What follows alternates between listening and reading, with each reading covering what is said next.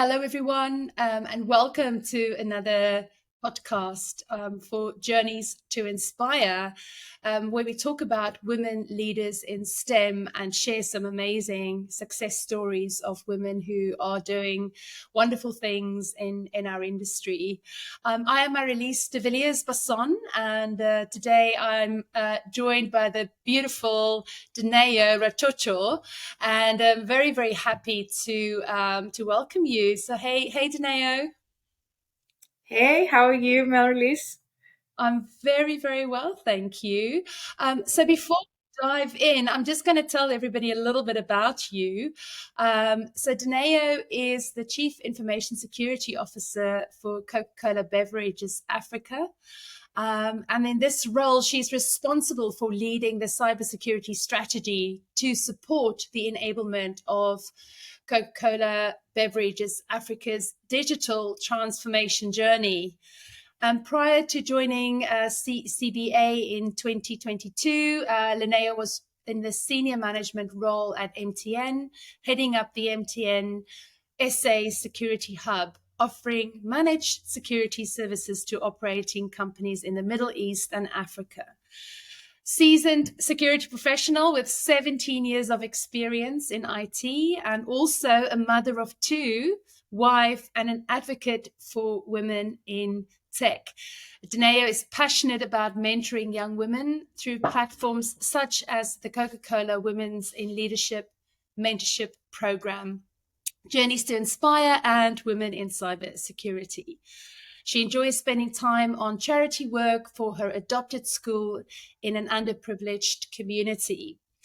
Daneo, this is an amazing track record. I was just saying earlier how in awe and wonder I am always when I speak to a female CISO, because we know in the industry that this is not something we see very often. So I would love to know from you, who is Daneo? Who is the person? You know, what wakes you up in the morning? What are you, passionate about? Thank you. So you've mentioned already my profession. I'm over and above that. I'm a mother, a devoted wife. At least that's what I would like to believe. My husband may have a different view. I'm a mother of two. I'm constantly inspired by the multifaceted faceted roles that shape my life. Right. I mean, you mentioned high level. That I'm a mother. I'm a professional. I'm also a mentor to other ladies out there in the STEM space. I mean, each day brings new challenges, obviously, and I mean, I think we live to embrace the challenges that are thrown at us. I think that the most interesting thing about this role. So I'm a new CISO. I've joined CCBA only last year June, so it's going to be at least a year in a month's time in this role. The really highlight of this role is, apart from sleeping with one eye open, I've had to invest a lot of dye because I have quite a few gray hair that I inherited since starting the role. But it's been an amazing journey. It's been very challenging, but I've also gotten quite a lot of support from great women like you, Mary Lise, in the networks that I'm involved in, as well as my industry colleagues. So it's really been a blessing that I've embedded myself in such a strong support structure. So I owe it to all of you that I'm still, at least all my hair's not yet all gray at least. But I attribute a lot of that support really to the support structures that I are within my network. Beautiful. And as you can see, I've stopped hiding my grey hairs. um, I love something on your profile where you say calm seas never produce good sailors, and I love that. And I noticed that earlier today, and I just wanted to sort of hear why that is so important to you. So in a nutshell, it means if you didn't have it rough, you are not going to be a strong personality, right? There's also this popular saying, what doesn't kill you makes you stronger. So basically, I am very grateful of the rough patches of my life, but also the challenges that have been thrown to me, because that have actually helped mature me as a person, mature the character, but also grow me, and also humble me at the same time, right? Yeah. We need that to become better people. So I really believe that all the struggles were not in vain, professionally, personally, and otherwise. Yeah. I heard a little bit of mum guilt there, and it's like I think it's just like we all do that. We all like we always feel like we can do a better job at everything as women. But how do you how do you really look at your support network and how that enables you to really show up as the best version of you? Yeah. To be honest, it's in all phases of all aspect of my life. I mean, if we bring it closer to home, I'm blessed to have the partner that I do, because he's also in the IT industry. He also understands the pressures that we face. I mean, I think most of the pressures in this role that I'm in currently. So I had to really rely heavily on him for moral support, but also to give me the Yes. confidence that I can do, because sometimes we lack the belief. I'm sure you can attest to that. You know you're capable, but you have this constant doubt. Especially when you're faced with challenges, you question, am I really even in the right place at this point in time? So I really look up to him, because he's that constant reminder that, you know what, you are capable, you are fearfully and wonderfully made, you got this, right? So I Mhm. appreciate that. But right, but over and above that, I'm a mother. Yes, there's mother guilt, right? But I have a very, very, very supportive helper. I mean, I've had these ladies for 5 years now. But I think we do not really attribute some of the successes to the people in our lives. I think it's my duty to call her out as a woman who's Yes. also a mother. I mean, she Yes. has sacrificed her life, her kids, her partner to come and stay in my house and raise my kids. So I really want to honor her publicly.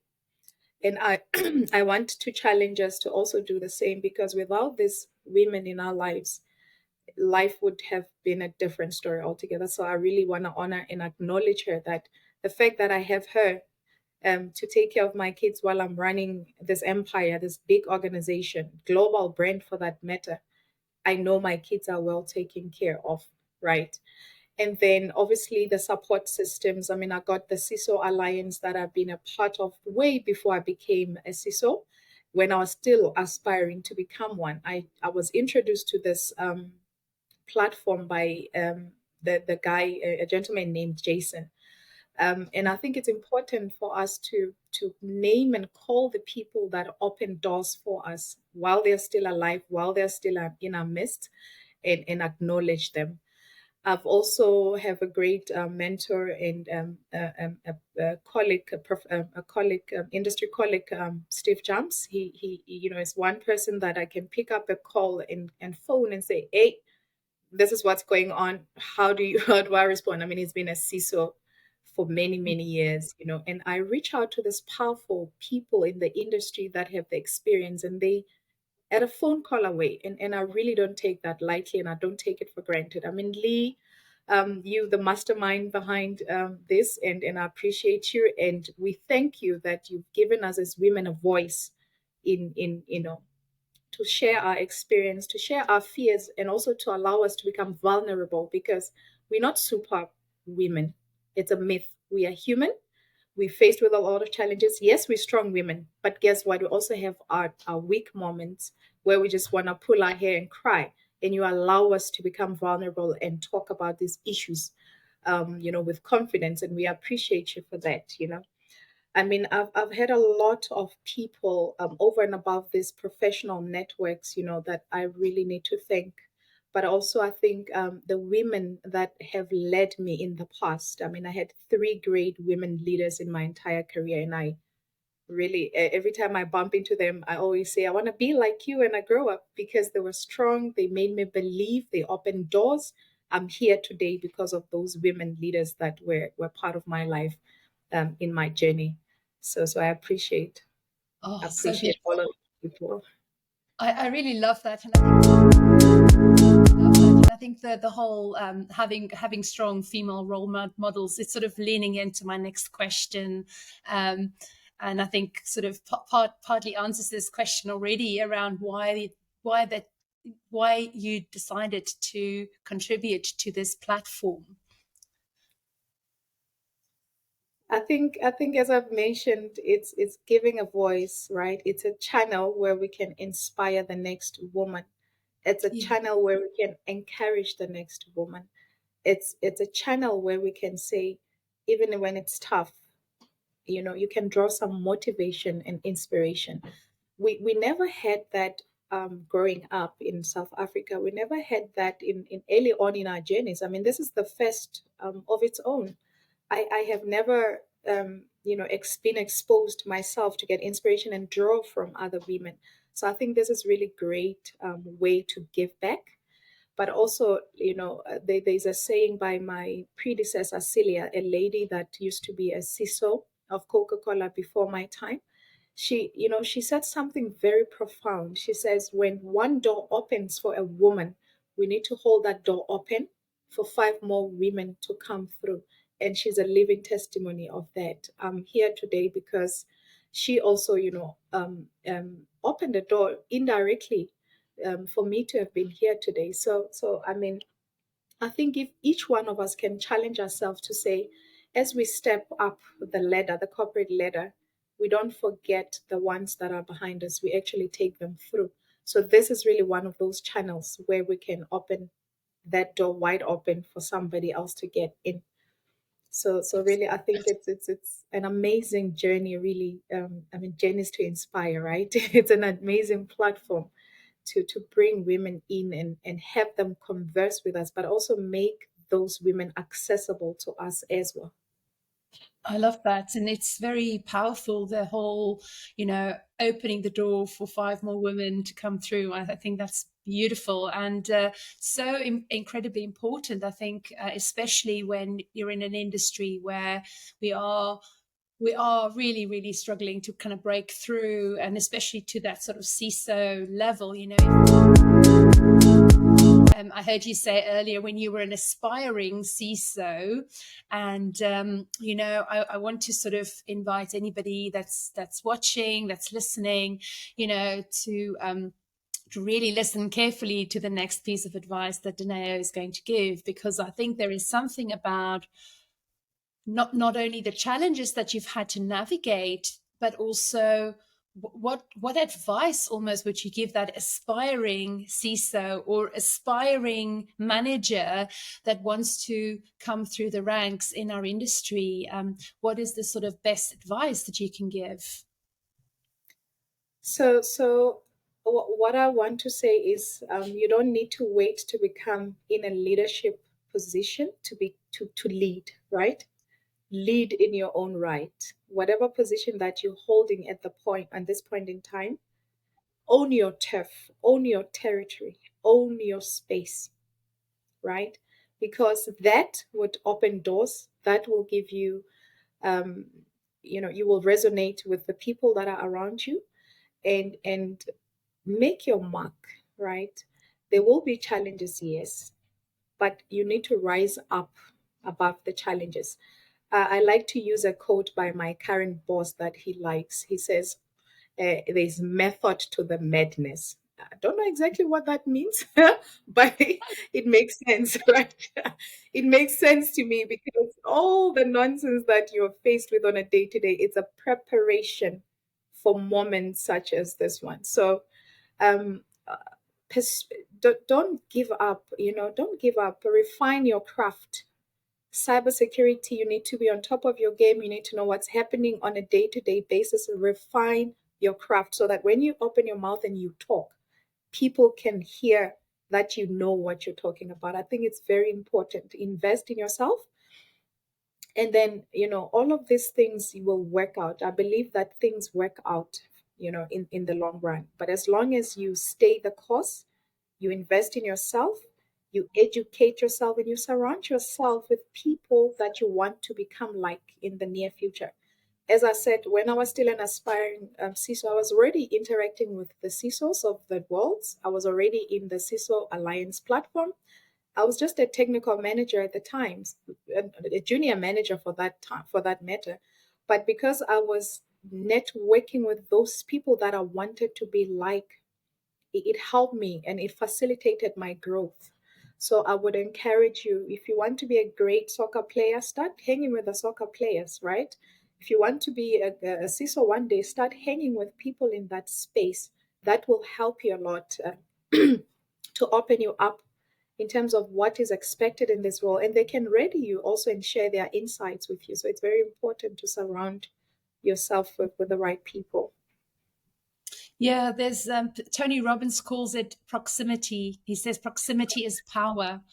So when you surround yourself with people like that, it's definitely amazing. There's method in the madness. I Method of know I say madness. that a lot, but it's like it feels like something that resonates. And I love own your space. Own your space, make your mark, own your craft, refine your craft. When you speak, people listen, people take notice. I love that. Such incredible advice. Thank you, Daneo. So tell us a little bit more about some of the challenges, some of the cost element. So obviously we said that calm seas have never produced good sailors. There's always going to be obstacles to navigate. But I also think if you know what to expect in terms of some of those obstacles, I think it's easy to navigate them as well. So I think part of the platform we're creating here is to make women a little bit more savvy as well in terms of knowing how to navigate some of these obstacles, or maybe call them opportunities even. But let's just explore that a little bit. Mhm. So in the intricate dance between my professional responsibilities, my role as a mother, as well as a wife, I mean, I strive for balance, but does it really exist? Work-life balance, is it a myth, or is it something that really exists? I'm still in the journey to figure that out for myself. It's very tricky, to be honest, to juggle all of these balls. I'm going to quote my current boss also, because I draw a lot from the leaders in my space. Um, he always talks about um, the silver ball, he calls it. He says there's a lot of balls, right, that you need to juggle, but there's this one important ball that you need not drop, and that's family. I'm honestly struggling to balance, and my husband will tell you, I literally wait for everybody else to sleep, and I sneak out quietly out of bed, grab my laptop, go downstairs to my office, and I'm on it. I'm honestly going to be vulnerable and say I have not yet figured out the work life balance phenomenon, but I'm striving to attain it. Right. I think, Marilis, I'm going to reach out for some coaching lessons there. But really, in all honesty, it's really challenging. But I think we always strive really to prioritize and to put family first, and also align and negotiate with family when you can't put them first at some times because of work demands and stuff. So it's really a negotiation. It's a dance, right? You give and Yes. take, negotiate your way around it. But in terms of the challenges, though, as I said, challenges make us stronger and better people. Don't suffer alone. I think that's really my advice. Challenges are bound to come. It's just when and in what format and what in how are they packaged as they are presented to you. Don't suffer in silence. We are here. And I have a network as well that I reach out to when I have challenges that are beyond my control or my scope of knowledge and things that I haven't seen before. I reach out to the people that have walked this journey before me. So I think my plea and my, my advice and my encouragement to other ladies out there: reach out, do not suffer alone. I think that's really the best advice I could give. That's how I navigate around my challenges. I share them, I draw strength, I draw insights from others. Yeah. There's a saying in South Africa: umuntu umutu kabatu. You are a person because you are who you are because of others. That's what it Yes. translates to. So Okay. Oh, yeah, I love the philosophy. I don't think I pronounced it correctly though. But I'll move on swiftly. That's so beautiful. Yeah, I thought it was is it Ubuntu, but you've pronounced it so beautiful. So it's a Zulu phrase. So I'm not Zulu, so the Zulus have to bear with me. But the Sotho version is "umutu kabatu," meaning you are because of others, right? Yes, yes. Yeah, I am because of you, and it's we're and all connected. because of you. Yes, it's so beautiful. No, I love that, and I think what I would also just add to what you're saying, because I think you're saying it. I just want to kind of zone it in for people a little bit, because I think there's something for me about women who want to be perfect in everything that they do, and I think there's something about progress. Let's start creating a culture here of progress over perfection, so you don't have to know 100% before you apply for that role. You don't have to have 100% of the skills. If you have 50, 60%, trust in your ability to figure it out, and that you can progress without being perfect, because I honestly think, that's probably one of the biggest barriers for women, is that we wait to put ourselves out there because we think we're not yet there, we're not good enough, we're not perfect yet. And I mean, perfect doesn't even exist. We create this sort of myth of perfection in our minds, so I love that. Yeah, exactly.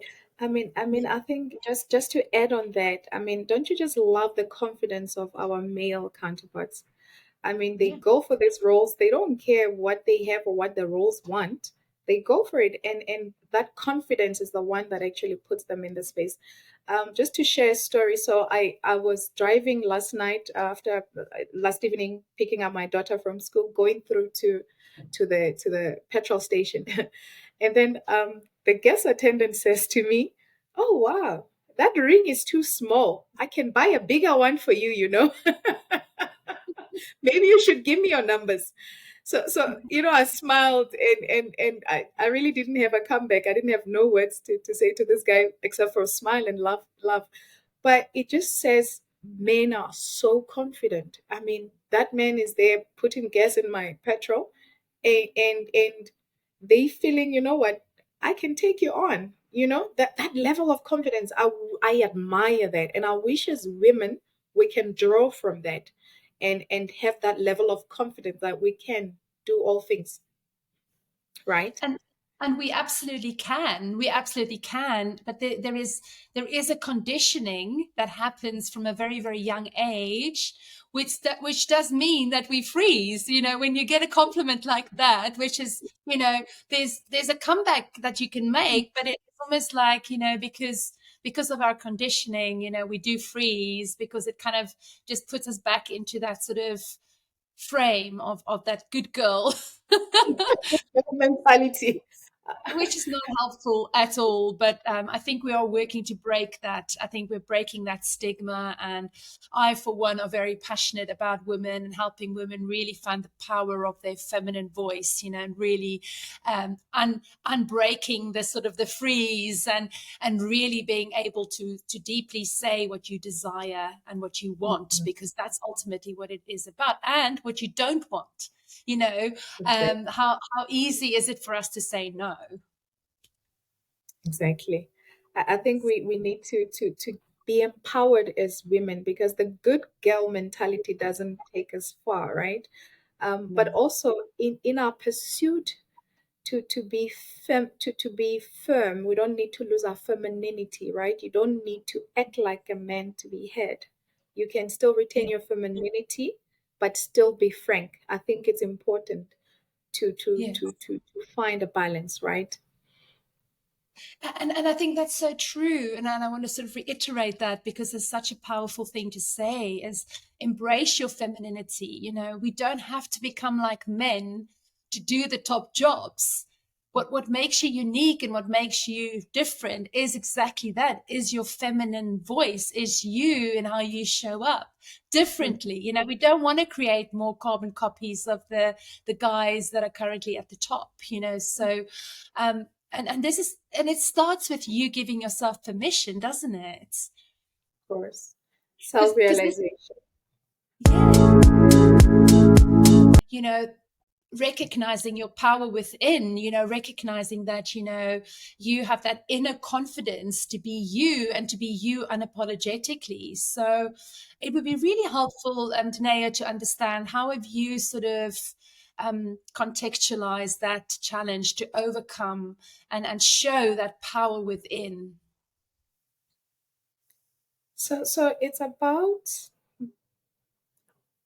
your I'll call it self-awareness because the generic term that everybody can resonate with. You need to Yes. understand your strengths, but also your weakness, right? Your weaknesses, right? But you also Yeah. need to have the psychologists, they call it the internal locus of focus. You need to internally, the self-talk, right? The inner voice.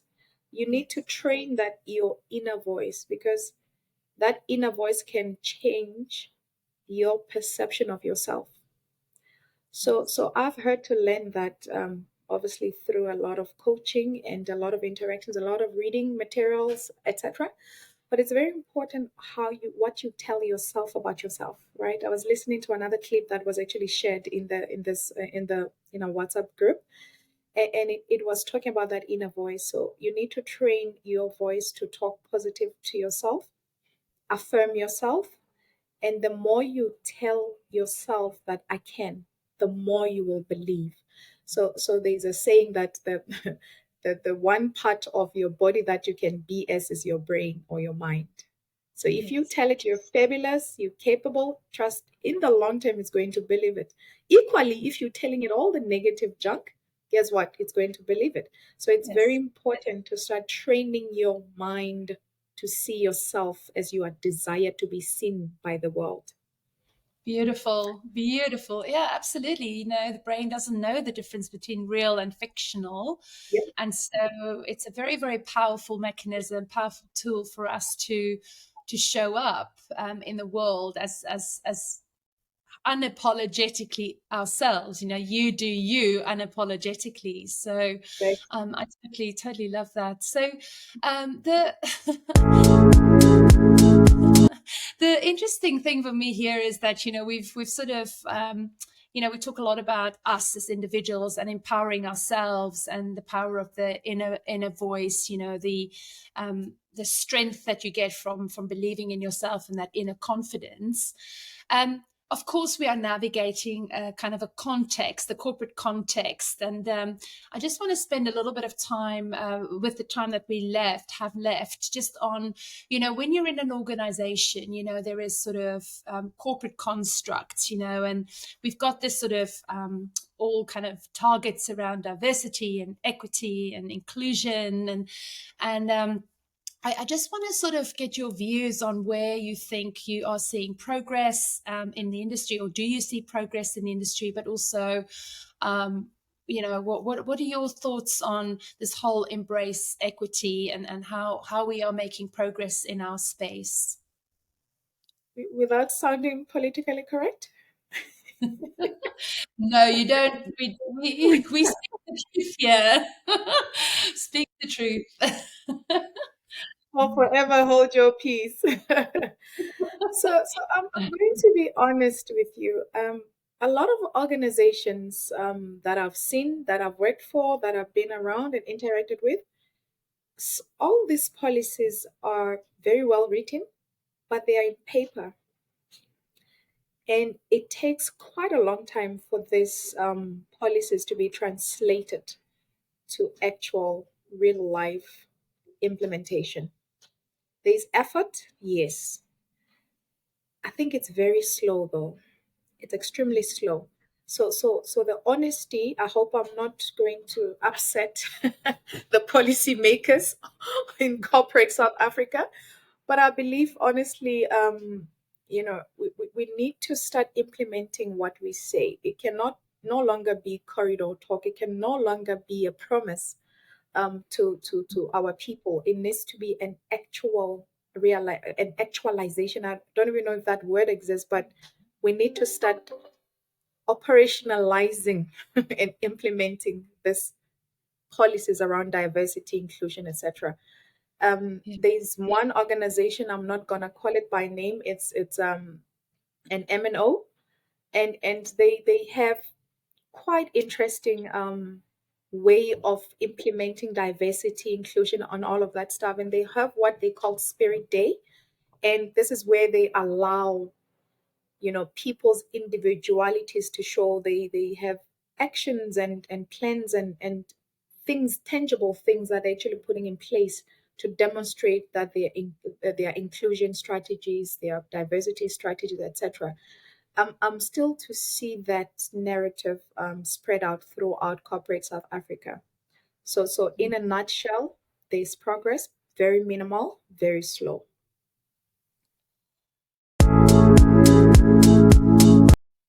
Thank you. I'm going to wrap us up, but I would love to hear your sort of top three, 1 to 3 pieces of advice. We are here to inspire women, to attract more women and female leaders into STEM careers. We know that we have work to do, and we are doing the work, and we're excited about that. Yeah. But what would you want to leave our listeners with today? It's okay to be a woman. I'm gonna quote one of our Journeys to Inspire co-founders. It's okay not to be okay. She Yes. always says that it's okay not to be okay. We don't need to pose like we are super women, because we're not. We're Yeah. not. We're human. We are tasked to deliver service to the organizations that we serve. We are tasked to become the mothers, the sisters, the friends, the wives, or the partners. It's our duty to try to execute all of those with diligence, with intention, and know that we cannot satisfy everybody Yes. at all Beautiful. times. It's very important. And I think in wrapping, be okay with being you and present your authentic self to the world. I think that's top of mind, over and above technical skills and all of those fancy things that we say people must do. I think make sure that our character and our principles are in line with the bigger goals that we're having. Because if you're not okay within and you're not aligned with your principles, you can never be the best version of yourself. So it's very important to entrench yourselves in organizations and communities and with people and networks that align with your principles as a human being. Beautiful. You do you. Do Thank you you. boo? Do Thank you you so boo? much. Yeah. Say that again. Do you boo? Do you boo? Beautiful, beautiful. Danea, thank you so much. It was really wonderful chatting to you. As a woman who are now on African soil and re-establishing myself in the South African market and building my network in South Africa, it is so bloody inspiring to meet all these incredible South African women. I have literally met the most amazing people over the last few months. And, again, shout out to Lee and the CISO Alliances team, for creating this platform, but also, boy, what an amazing community of people do we have. So super, super fun to be on this journey together. Awesome. And we're so great to have you back in town and back in the country. we really appreciate the work also that you are doing to give back to the country, and we're looking forward to greater things that you still to unfold in your offering to the citizens of South Africa. Thank you so much. It was really lovely. And thank you, Lee and Tim, for this opportunity. And I hope our stories do touch a person or two. I'm sure it will. Thank you. Thank Mwah. you. Take care. Mwah.